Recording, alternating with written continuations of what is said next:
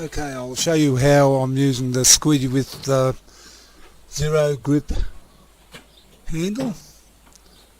You see you can put even pressure on the glass as well. I'm using a 20-inch squeegee. I'll just do it once more just to show you, and then I'll show you a few other different variations of how I use it. So now I'll show you how I do it right hand, but as you can see I'm doing it backhanded, and it's pretty easy to do it this way with this particular grip. I'll just do it once more time just so you can get an idea of how it's done. Same thing, right handed, but it's sort of a backhand movement. And finally I'll show you how I do or use this left-handed. As you can see, it's nice and smooth because you've got a very good grip on this.